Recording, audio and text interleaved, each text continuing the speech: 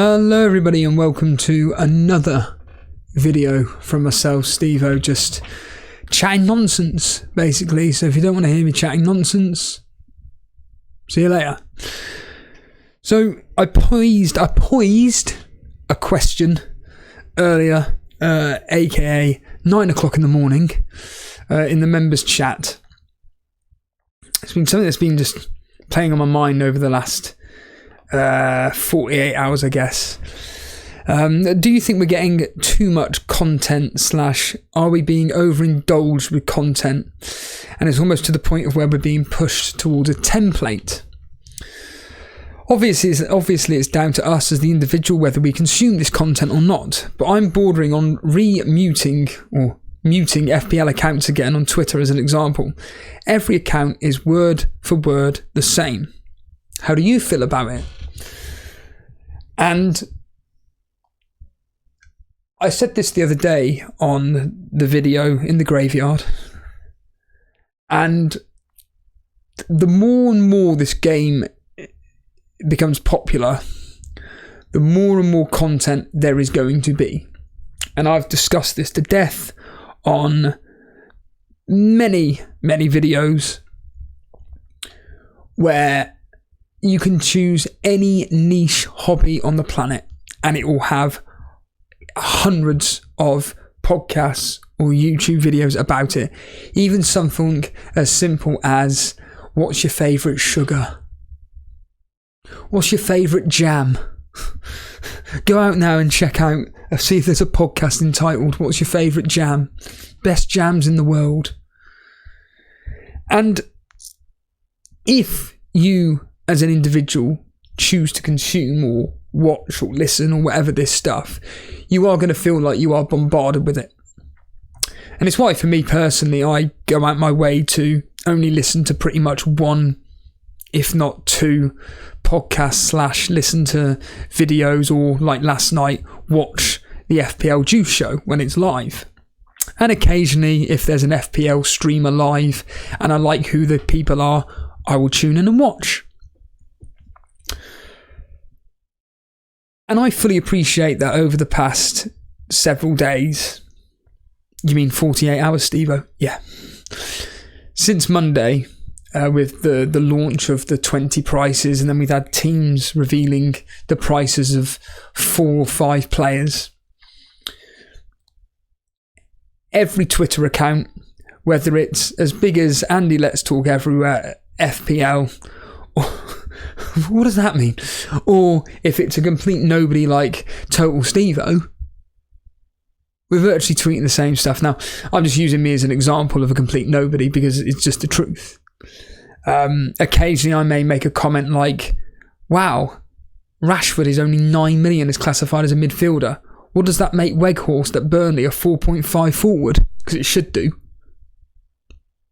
Reality is that he is a Burnley player and he should be priced no more than 5 million. He should be a 4.5 player because he ain't going to be playing for Burnley. Even if we don't even loan him out, he ain't going to be playing for Burnley. So you may as well just sit on the bench as your 4.5 forward. But the point being is that every single video that I've seen uploaded to YouTube, it's all the same. And Steve-O, you could be blamed yourself, couldn't you? Yeah, I can. The only difference, as I keep saying, and this is why I spoke about the FPL Juice show the other day, and why I, when watching last night, while doing these dumbbells down here, I can't even see myself on screen, so I'm going to have that, while doing these 7k dumbbells, Dale, 20 reps per arm, 3 sets, supination curls, minute rest in between. Then I went on to hammer curls. The pump was incredible. But I'm watching it and I'm like, Ash isn't pushing an agenda on me. Him and I believe the guy was called James. I apologise. I don't know the guy's name, but It was definitely not the other presenter whose names escape me already, but I think it's Nick, isn't it? But anyway, it's beside the point. They were having a discussion. It wasn't, wow, Marcus Rashford's 9 million, you must get him in your team. Move on to the next player. Wow, Mbeumo's a midfielder, you have to have him in your team. Just a discussion, a light-hearted discussion. And I watched the FPL Juice show, and I do envy him, not going to lie. It is something that me and Jason have always thought in our heads. Could you imagine if we had a setup like this? Incredible. Absolutely fucking incredible. And I was just listening into this, and I was just thinking, this is just fantastic. This kind of content here is, and again, it's very, very similar to Planet FPL. It's why I'm so drawn towards James and Suj as well, is that it's a conversation. And in fact, ironically, I was just listening to Planet FPL before I came on here. And it's just a conversation between two individuals that are passionate about football. Not that I'm suggesting for 1 minute other content creators aren't passionate about football, but the content isn't, as I keep stating, it's not about them as a person. It's about you listen to what I say and pretty much do as I do. Send over the followers, send over the subscribers. It's this agenda of just wanting more and more and more. Whereas, funny enough, Ash made a point last night that, very simple, in fact, exactly like Elite FPL, we're just growing organically. If people want to be part of the journey with Elite FPL and want to participate in the serious leagues that we do, i.e. the Rivals League, the YouTube Chat League now, the Members League, they're more than welcome to join, but you have to be essentially dedicated to the show, as I've already discussed, and I will be doing a video at some point regarding who's going to be invited to the YouTube Chat League as an example, but there will be people on that list that was in there last year that have been kicked out because they didn't participate anything to do with the YouTube Chat League, whether it was through regular comments on the videos or whether it was actual live chat during streams. And whether they get pissed off or not, that's down to them. But would they be part of the Rivals League? Well, yeah, because we know that they're hardcore followers of Elite FPL, as a simple example.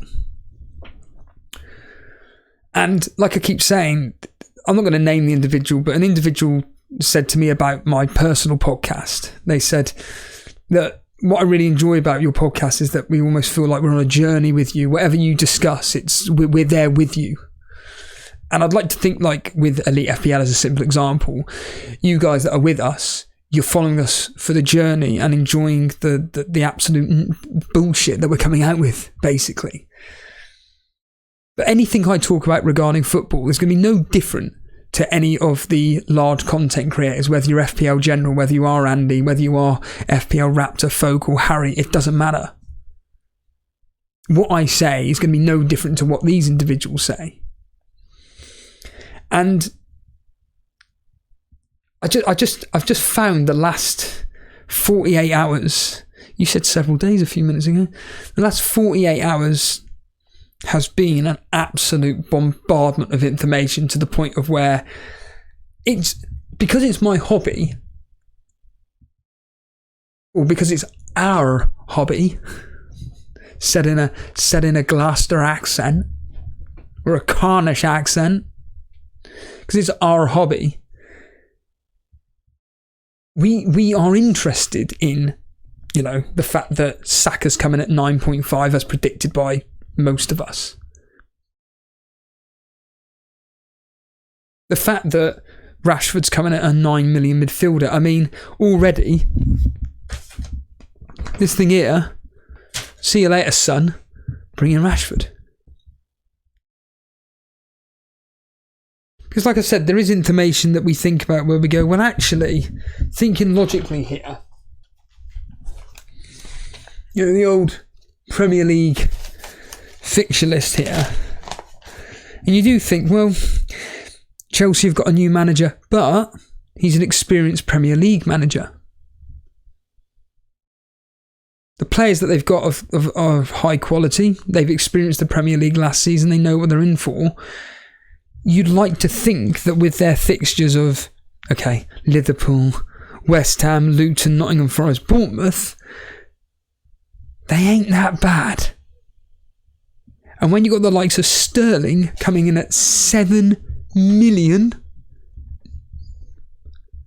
an experienced Premier League player that, ironically, before he came to Chelsea, was doing exceptionally well for Man City whenever he played. Towards the end of last season, if you remember, Sterling was doing quite well, within reason, despite Chelsea actually doing really, really bad. But 7 million, the fact that he's 0.5 cheaper than Havertz, who plays for a Arsenal team now, who he needs to now fit into a new system. Yes, he's a high quality player, 24. He's of a high quality standard player. And by all accounts, he wasn't really playing the role that he's used to playing for Chelsea, despite being at Chelsea for, 2 or 3 years. After he came from whatever German club it was. He's now going to have to fit into another new system, and is it going to be reverting back to a position which he's more comfortable in? Who knows? So we can't jump on board Havertz, and why I would have thought they would have priced Havertz at 7 million personally, but have they just gone, well, Martinelli's going to be 8, well, we assume he's going to be 8, Odegaard's 8.5, Saka's 9.5, Havertz 7.5, you get a choice there. Well, most people are going to jump on Odegaard or Saka. If I could jump on both, I would. I'd have both Odegaard and Saka like that. But there are teams out there, like, you can even include Tottenham as well. I mean, James just said on Planet FPL that there's one for the bingo, Tyler. James from Planet FPL. But in all seriousness, he made the point, look, it's going to take time for us to gel.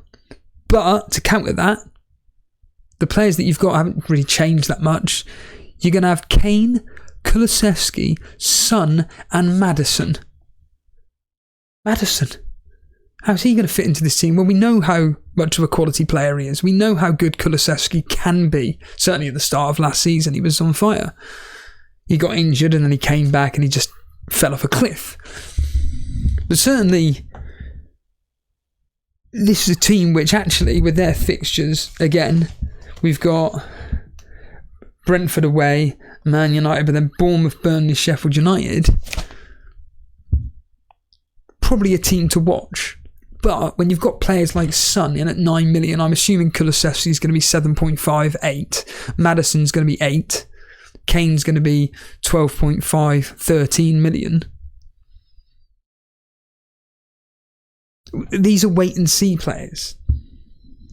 But I think certainly with the teams that I've highlighted here, along with many others, the likes of Arsenal, well, they're just going to continue getting stronger and stronger, and you'd probably go with a minimum of 2 Arsenal.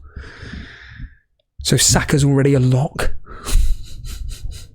Brentford, well, you can go with Bremer, and I see that they released the Brentford players today. Now, admittedly, you guys are watching this when I've decided to premiere this in the evening, but they released the Brentford players just there. And, you know, I saw Dread FPL put out a tweet like, are we considering any of their players? Well, the only one that I'm considering is Buemo, that's it.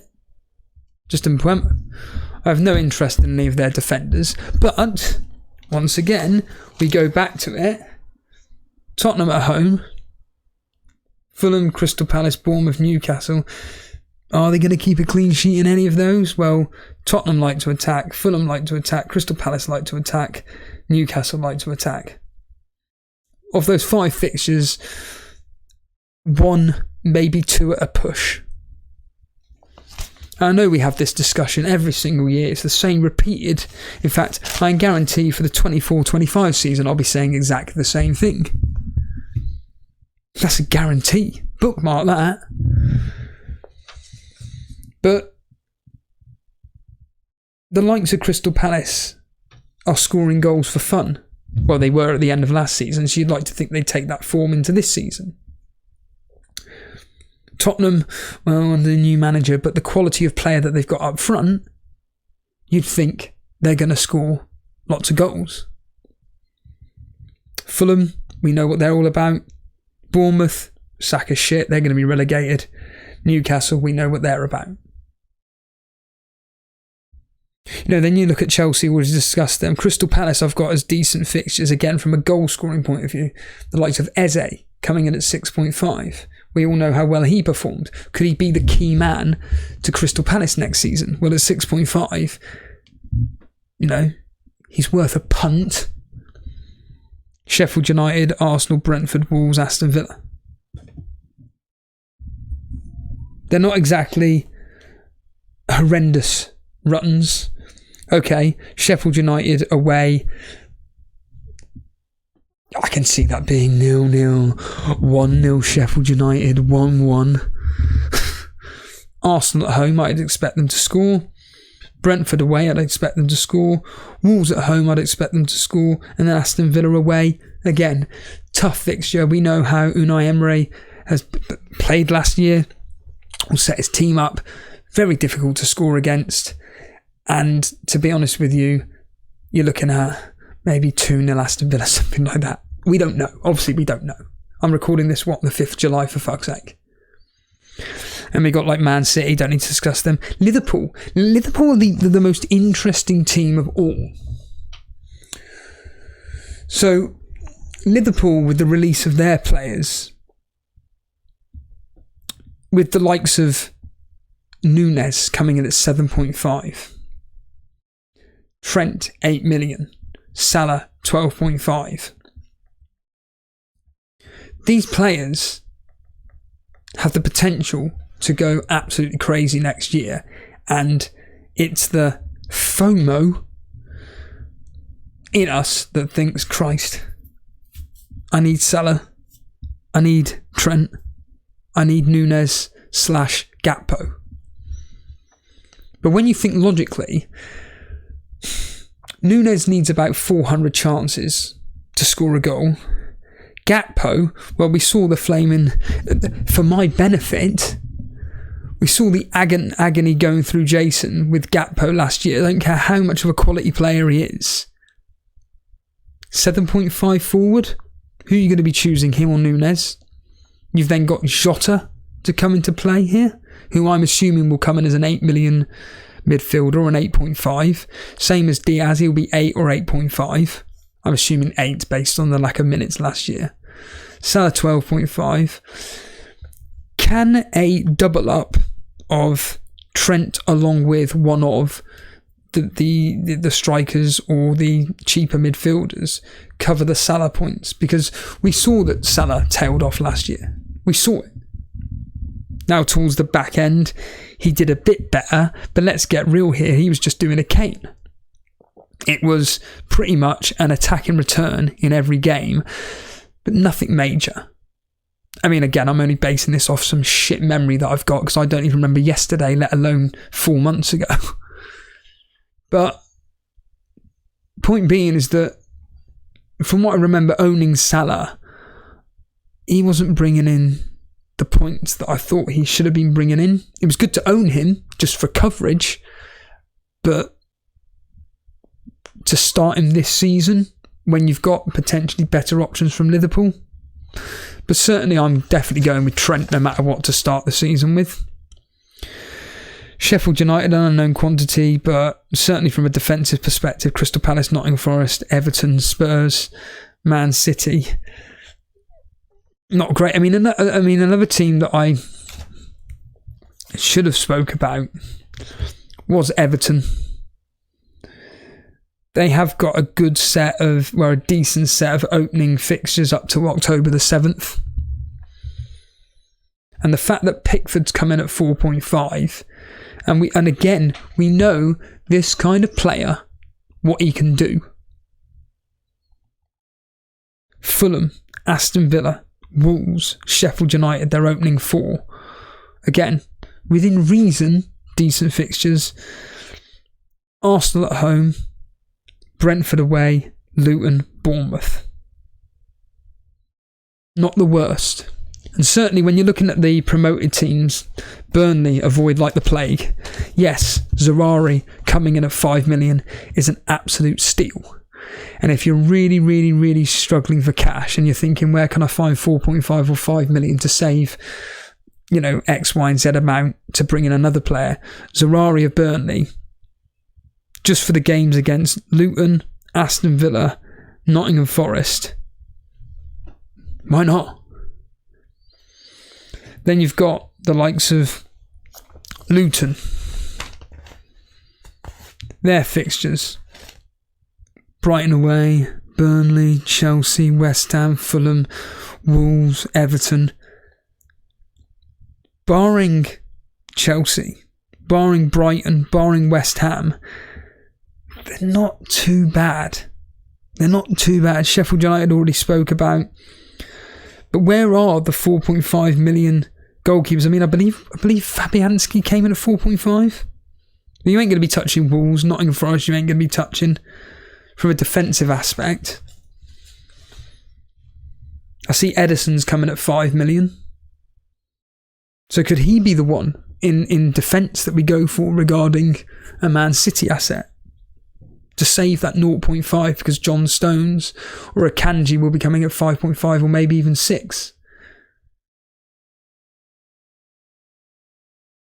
Brentford, you know, defensively solid. Aston Villa, again, defensively solid, but their fixtures are just hit or miss.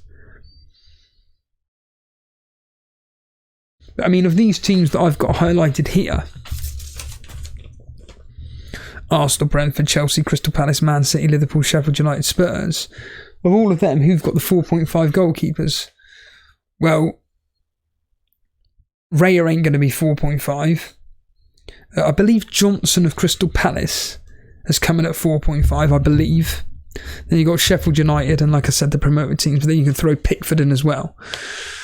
And I'm certainly going to be looking at that 4.5, 4 million duo. And like I keep banging on about, I think that, you know, this season is going to be fascinating from the standpoint of there are so many options to choose from. I like the fact that the premium players, the likes of Haaland, Salah, Kane, etc., they've actually priced them correctly for once. We have a decision to make, because we can have that thought process of, well, Arsenal have really got good fixtures. I don't want to be missing out on them. Can I go double Arsenal attack? We know defensively, okay, they were missing Saliba. If he's fit, which I'm assuming he will be, do we go with an Arsenal defender, so a triple up in one defender, 2 attackers for their opening 5 fixtures? I would say it's a very viable strategy, and Odegaard and Saka are top of that list. I mean, how they can price Jesus at 8 million, I can't get my head around that. Jesus at 8 million, I think it's 0.5 too expensive. What did he do? What did Jesus do to make us think, wow, you're worthy of 8 million?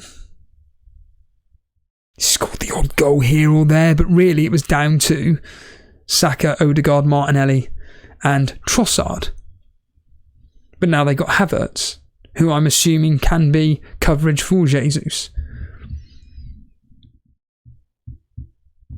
So, yeah, I certainly think that a viable strategy for me will be looking at Arsenal and going, I've got to attack those fixtures, because for me, I've got, like I said it the other day, and I'll continue saying this, I've got to be strong. I've got to be strong this year and just stick to the fucking plan. Go with the fixtures. And certainly Arsenal and Man City stand out like a sore thumb. Even, like I said, the fact that Man United opening fixtures and Rashford being at 9 million, Wolves, Tottenham, Nottingham Forest, Arsenal, Brighton, Burnley, Crystal Palace, Brentford, Sheffield United. So all the way up to the 28th of October where they play Man City, they've got some really good fixtures. And Rashford at 9 million, midfielder. I think I'll be bringing him in because I know what he brings. We know what he brings to the Man United. This is just from a real life perspective. Just to the Man United team, we know what he brings. He's what? 24, 25 years old now. He's going to get better and better and better. From a defensive perspective, yes, I see Luke Shaw's coming at 5.5, great value. But I don't want to be touching them from a defensive point of view. I think there are better options and better choices out there to be getting the likes of Reece James. I'd rather take Reece James / Chilwell over Luke Shaw. Because we saw Luke Shaw tail off towards the end of the season. Could we argue, like with a lot of players, they were just shattered from the amount of games that they were playing? Yeah, you can throw in that argument. But from my personal standpoint, certainly one Man United asset is ideal in this scenario. You know, when we go over my team that I've got here, 4.5, 4 million goalkeeper combination. Then we've got Trent, James / Chilwell, and then John. I've got John Stones there, but that could easily be an Arsenal defender. And then I see that Bayer of Burnley has come in at 4 million. The only downside to that is that we have signed a player on loan from Borussia Dortmund. I forget his name, but we have signed a player from Borussia Dortmund. And does that mean that this player is going to come straight into the team? I don't know, but then we've got this bloke called Edkal, Swedish. And when he came into our team last year in January, he performed very, very well. So I think that certainly looking at these particular individuals, I think Bayer at 4 million, bit like this Bell of Luton, you can just get them in. Because at least that's saving you $1 million on the 4.5 players. Although, when you've got the likes of Botman that have come in at 4.5, but again, you're not going to be looking at Newcastle, you don't want to look at losing value or whatever, so I can't even find the stupid players thing now, but we're certainly close to signing this Borussia Dortmund player anyway. But yeah, there's already a saving there of $1 million. Then, like I say, Son can be replaced with Rashford. Then we got Buemo for his decent run of fixtures. We know he's going to be playing up front. Saka. I've got Foden in there right now, but we'll be obviously looking at the Man City midfielders whenever they get released. And then I've got Zarari in there just for now at 5 million. And then up front, Haaland, along with, well, I could afford it now with the 4 million players, and Cuckoo, but do I want to be risking going straight in with him for Chelsea when actually I could go with Nunes? Or if I go with starting with the likes of Salah and maybe go with a 4-5-1 formation, again, the fact that Luton's Morris is coming at 5.5, there is money to be saved here or there, but who do I bring Salah in for? And all these, I'm fully aware, all these questions are going to be going on and around our heads. We know this. And I'm stating the obvious that we all heard. I mean, going on to that, regarding too much content and so on and so forth, I've got a quick response here from Harbour Boy. I think you've already mentioned the key points, whether we consume the content or not. If you choose to follow every FPL person and listen to every FPL podcast, then yes, it's probably too much content, and it'll be repetitive because the game isn't that deep. But we could say that about just about any topic in the world, yeah. So I would say that anybody who thinks there is too much content only has themselves to blame. Very true. It's a bit like saying, I like this line here, it's a bit like saying there are too many old movies on the Classic Movies channel. Nobody is forcing anyone to watch them all. If your Twitter feed has too many FPL people, then just follow less FPL people. If your podcast feed has too many FPL podcasts, then just unsubscribe or subscribe to less FPL podcasts. And that's it. It's very true. Again, I go back to it. I'm lucky that I choose what to consume. And what I would say though is that the reason why I follow certain accounts is because I do actually like interacting with them occasionally. But to be completely honest though, I do find though that you're almost shouting into a wall, an arena of just hundreds of other people, and your voice is never heard because you never get a response back. I mean, you may get a like. I mean, I got to get this off my chest. If I message anybody, if anybody's watching this right now and I've put a comment on your Twitter post or a YouTube video and it doesn't require any response, please stop hitting the like button. You don't need to like it. Don't worry about it. Yeah, there's an individual that puts up some very, very funny tweets, and every time I put just a laughing emoji or an emotion that comes from me, like it. You don't need to like it. Don't worry about it. But I want to engage with these content creators. The content creator puts out a question, regarding Burnley. Is really this goalkeeper going to be their number one? And you put a response and you just get a like back and you're like, I've just given you not necessarily in-depth, because you can't give an in-depth response, but giving you enough where it requires, maybe a conversation coming back, and you get a like.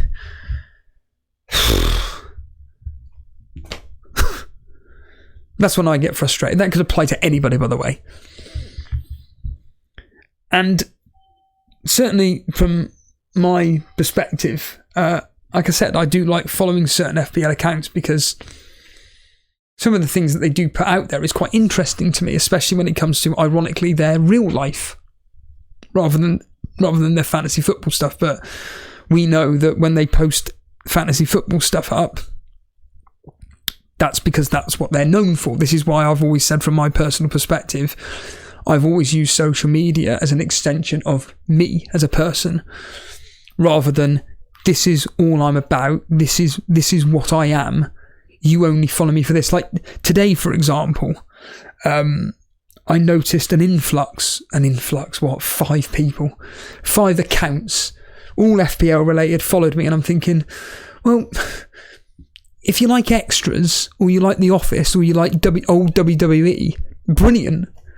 But when it comes to fantasy football, I wouldn't bother following anything to do with me. I would not even bother following anything to do with me. But no, going back to Harbour Boy's point, we follow people because because of their personality. It's like you bring up a point in a minute, which we'll talk about any second now, because warfare.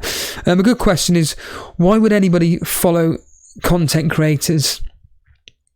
And then he writes something which I can't read because I'm an idiot. Ad literum, whatever that means. What does that mean?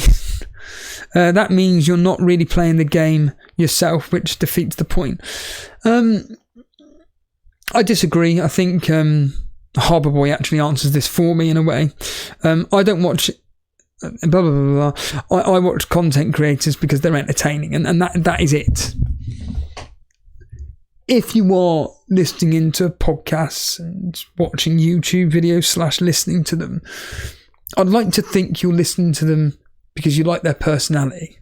But like I said, unfortunately, with a lot of the videos that are put out there, it's not about the person's personality. It's just essentially, here's my opinion on Rashford being 9 million, go out and buy him. These videos that I do, it's just me riffing off absolute tripe about my own thought processes, and I like to think people engage with it. It's why Nuclear Atoms, for argument's sake, when he messaged me about Mark Goldbridge, and he said, I think you'd really like the videos that he uploads regarding him being in his car, driving around and everything, and I just wrote back saying I can't stand them. Because this is just my opinion. It just comes across disingenuous, and I just think he's forcing himself to do it. It almost feels that he feels the need that he has to do the content rather than just sticking to doing what he's best at and just having a rest. Again, as I stated in the video yesterday, the reason why I'm doing these videos is because, to be completely blunt with you, because I can. And as we go back to Harbour Boy's point, if you're consuming this, if you're watching it and listening and enjoying it, great, I genuinely thank you. But the majority of people that are watching this are part of a very large Elite FPL community and part of a very big journey, and understand the thought processes coming out of my mouth. There's no one going to be coming here going, oh, I wonder what Elite FPL suggests should be the team that I should be getting. No. Because they're fucking not. Yes, people like myself, go into a bit of research regarding the history of the fixtures and everything, and I'd like to think that there are some people out there that genuinely do listen to it. I mean, I don't listen to myself, but I'd like to think that because the history does quite well, that people go, Man City haven't scored a single goal against Brentford for the past 3 fixtures, and the history's predicting 1-0. I think I'll go against the Haaland captaincy, and then they do, and then they put it on a player which does even better than Haaland, because Haaland blanks because Brentford's go and draw 0-0. Which they near enough did until they won it 1-0, or whatever it was at the end of the season. But I'd like to think that, like I say, people are tuning for the person. And going back to Mark Goldbridge, when I watch these, whenever I have watched the videos that he's uploaded regarding the cooking with Goldbridge and stuff, there are people, Mr. Reed, that love it. For me, I just roll my eyes like it's an unfortunate situation they're in, where this YouTube content is their job. It's not like people like me that have got to work for Tesco and I've got a steady income every 4 weeks. You get X amount of money coming in. YouTubers aren't like that. The second they stop doing content, their money just goes down and down and down. So they have to do content to bring more money in, no matter how shit it is, or no matter how pointless it is. Yes, are there tens of thousands, if not hundreds of thousands of people that enjoy it? Well, yeah, of course there is. But it's just not for me. And I'm just not going to go out my way to watch it. Yes, because of Mark Goldbridge himself, I would happily tune in to see what it's like, because I enjoy his live streams. But then when you watch the video, I'm just like, it's nothing of interest to me. That's why I said to Nuclear Atoms, live streams are fascinating, because you can't edit live. Whatever happens live is there. Can't edit out. And as I said 1,000 times, using him as an example, you've got what I classify as the safe Mark Goldbridge, and then just like that, he goes to the real Mark Goldbridge, and for that 2 seconds, you get absolute gold. And then it's almost like a switch. You like clicking, don't you, Steve-O? Like a switch goes off in his brain to say, Mark, you shouldn't be doing this, because you know that it will stop getting monetized. Oh, Christ. Shit. Yeah, stop. And he goes back to the safe stuff again.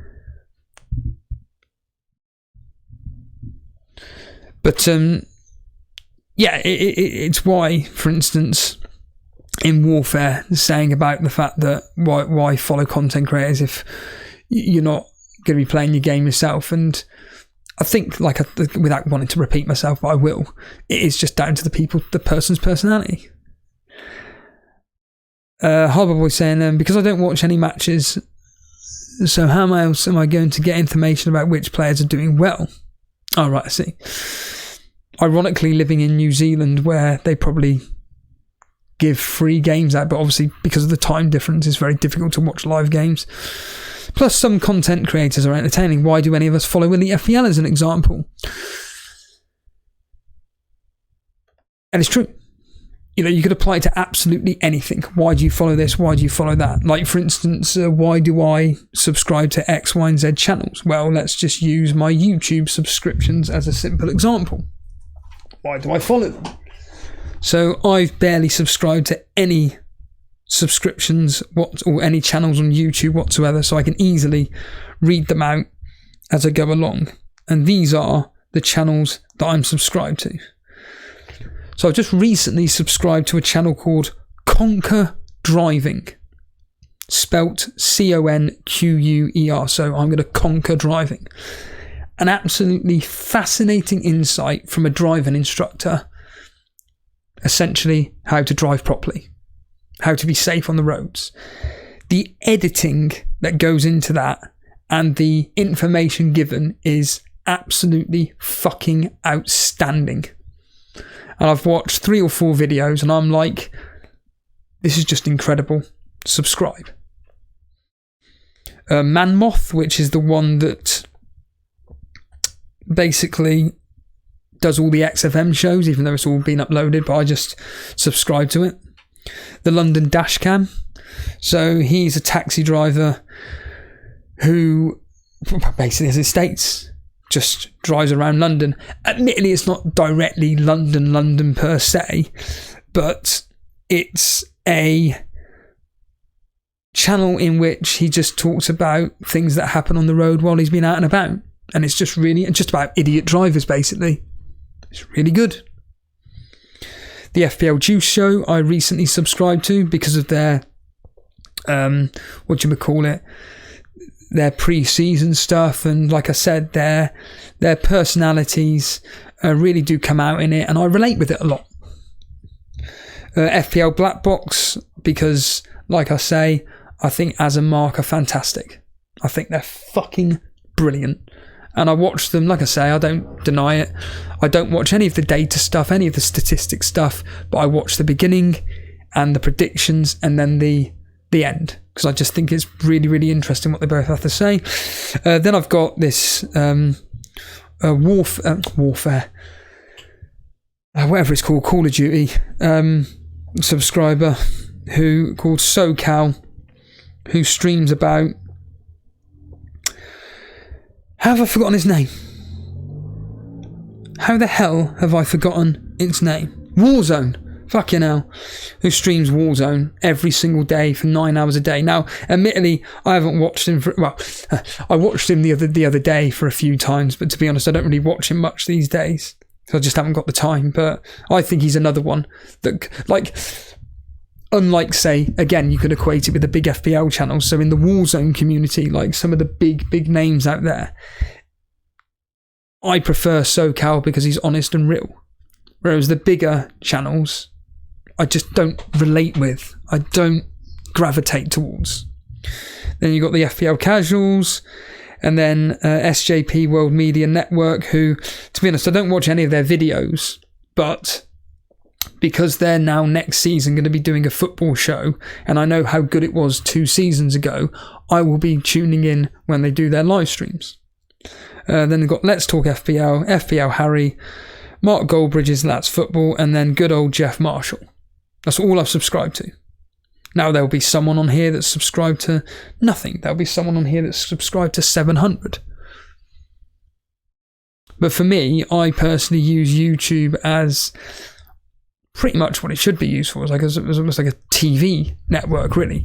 Now, obviously, there will be quite a few channels out there that I watch on a semi-regular basis that I haven't subscribed to because, for instance, there's I recently went on a download festival vlogging rabbit hole, and I essentially have come across certain channels which I found, as the individuals that were vlogging about Download Festival, I found them quite interesting, but the majority of the stuff that they do for their channel, I'm not particularly interested in. But because it pops up on recommended to you, because I've clicked on their video once, I'll be like, oh, I'll watch it, but I'm not really fussed if I tune into every single one of their videos. It's the same in the fitness world as well. You know, I did used to subscribe to Larry Wills, but to be honest with you, I just got bored of his clickbait stuff. And yeah, there's various other channels, fitness channels that I subscribe to, but then you just realise it's just literally the same content every just another clickbait video of, I did this bulking diet, I didn't sleep. I mean, don't get me wrong, he's extremely successful, but what the fuck he's doing to himself? Will Tennyson, an extremely successful fitness YouTuber, one of the biggest channels out there. Fuck me, man. Like every single video, it's like, yeah, amazingly edited together. But you just watch and you're just like, yeah, I'm bored already. skip. Oh, that looks a bit interesting. No, it's not. Skip. It just becomes parody accounts. And like I said, a lot of the unfortunately, what I notice is that a lot of YouTube stuff is literally aimed at children. And you could argue, well, that's what YouTube's for, children. Well, yeah, but when you're fucking 30-year-old men and you're trying to appeal to kids, I just think it's fucking tragic. But yeah, and then Warfare, literally as I'm doing this live right now, has just said, I love Elite FPL because of the community and because I like them. They don't spend their time telling others what to do. They're just simply discussing ideas. It's a different type of content. And yeah, this is exactly it. This is why I'd like to think that people, like I say, tune into our channel because of that factor, that you are just enjoying the content that we're bringing to you. As literally as I'm speaking live now, Tottenham have just released their prices.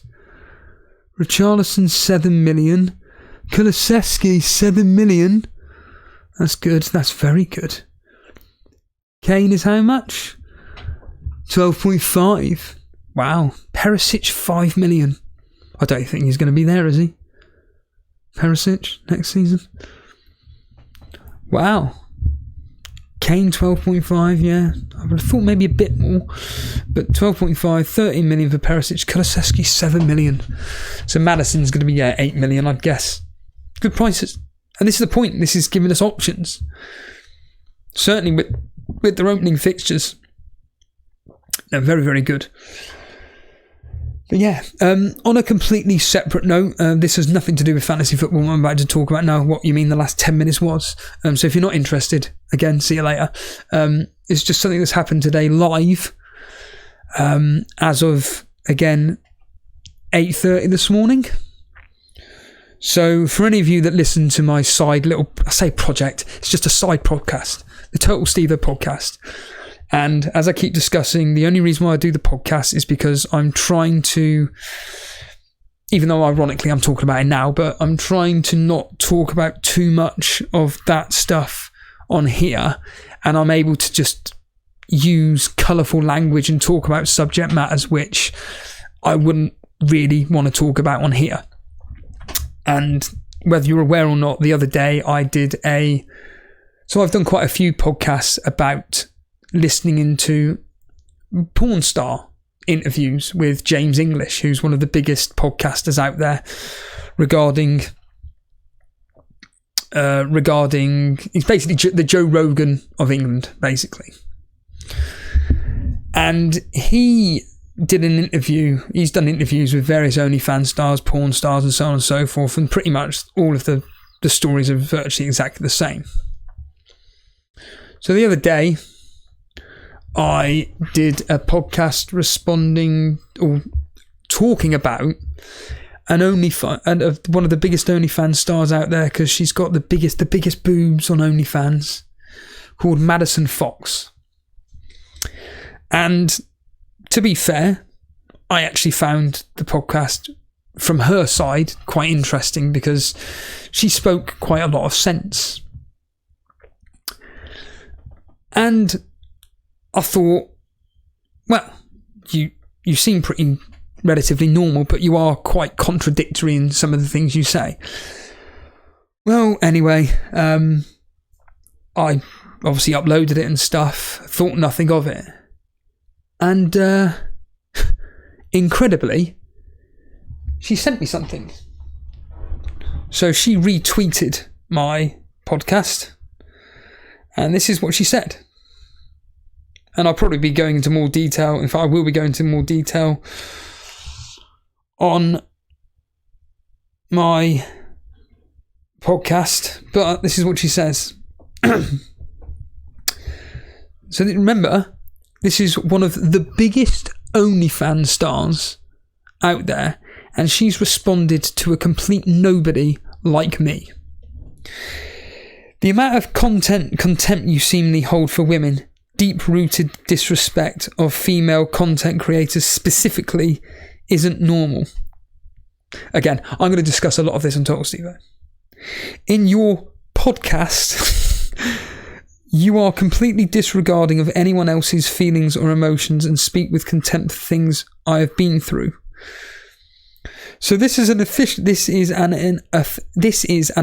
invite to get you on my show, to do a real podcast with me in person discussing everything you've spoken about in your video. Didn't do a video, but I'll even pay for your travel.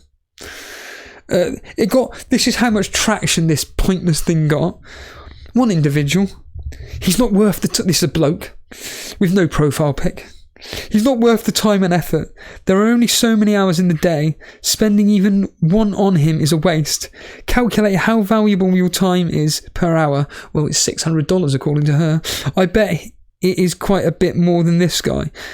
Well, yeah, and I just wrote back, yeah, you're right. It is a waste of time. And with the quote invite to her podcast, I just put, okay. Now, could you imagine a complete nobody like me? Yeah, admittedly, I tagged her in something, but how many times has she tagged on Twitter? In fact, I'll do it on Total Steve podcast, but how many times do you think she's tagged on Twitter on a daily basis? I would think a minimum of 100 times. So she's gone through her notifications and she's seen, Total Steve-O, I've done a podcast about Madison Fox with James English. Oh, let's click on that. Clicked on it. And she's apparently listened to the podcast. And she's been so triggered into what I said on that particular podcast, she feels the need to retweet about the podcast and then state that she will be happy to pay. I think she's in Kent or something like that. So let's just say £100 for me to go to her studio to record a podcast about what I think about people that create OnlyFans stuff. Imagine that. It ain't, by the way, it's not going to happen. But the fact that I've triggered her tells me everything. It tells me that there was clearly some things that I said in there that hit your insecurities where you're like, shit, I've got to make a point about this. Fine. If it was to happen, would I be nervous? Yeah. But the reality of the situation is that, as I keep discussing on the Total Seether podcast, you're a normal person and you see another normal individual is then getting paid hundreds, thousands, tens of thousands of pounds for essentially doing pornography. Okay. But what they don't discuss is the severe mental health issues that comes along with it. Like I say, she discussed the fact that she had suffered from severe mental health illness. So what she's chosen to do is just exploit her body to then talk about the fact that she knows how messed up in her head she is for doing this, but there is an outcome of, I want to earn X amount of money to live normally. And it's like, well, that's great, but do you not see how ridiculous that fucking is? And I actually had someone, I'm not going to name them, I actually had someone reach out to me and they actually said about that specific podcast, and they were like, essentially, I'm really grateful that you spoke about this stuff because I find it very, very difficult to live in this world where basically feelings mean nothing. But yeah, that's a podcast for Total Steve-O. But that got you hooked, didn't it? Fucking hell. But yeah, like I say, this is just another, quick video today. It's nearly been an hour. Just me talking absolute nonsense as ever. Like I always say, if you enjoy the content and whatnot, thanks for watching. See you on another day. Take care.